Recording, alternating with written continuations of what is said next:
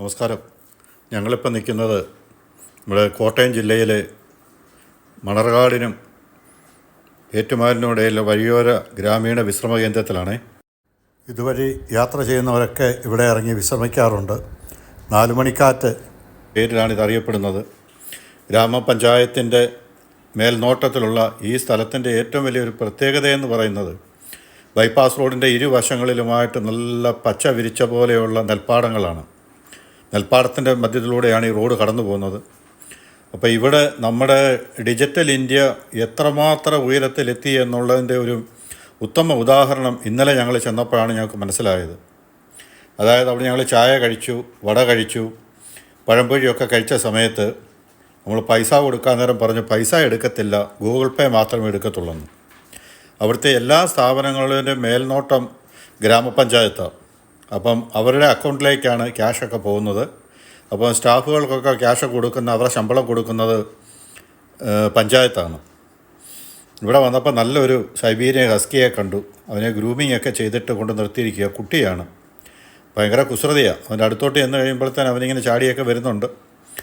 എങ്കിലും അവളെ കണ്ടിട്ട് ശാന്തനായിട്ടൊക്കെയാണ് നിൽക്കുന്നത്. ഒരുപാട് പേര് നമ്മുടെ ഇവിടെ എത്തുന്നുണ്ട്.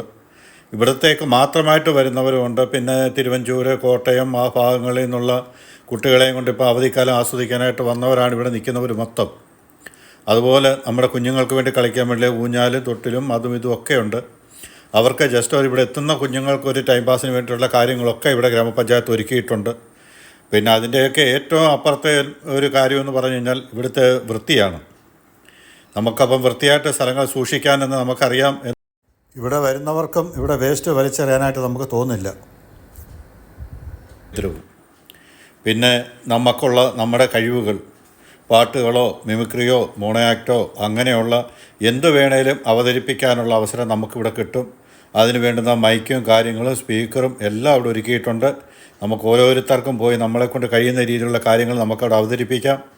അവിടെ വലിയ പ്രോത്സാഹനം, നമ്മുടെ പാട്ടുകളും നമ്മളെക്കൊണ്ട് കഴിവുള്ള കായിക പരിപാടികളൊക്കെ നമുക്കവിടെ അവതരിപ്പിക്കുന്നതിന് നമ്മളെ പ്രോത്സാഹിപ്പിക്കാനായിട്ട് ഇഷ്ടം പോലെ ആൾക്കാർ അവിടെ ഉണ്ട്. അവരിരുന്ന് അത് കേട്ട് ആസ്വദിച്ച് കൈയടിച്ച് നമ്മളെ പ്രോത്സാഹിപ്പിച്ച് ഓരോ കുഞ്ഞുങ്ങളെയും അവർ പ്രോത്സാഹിപ്പിക്കുന്നുണ്ട്.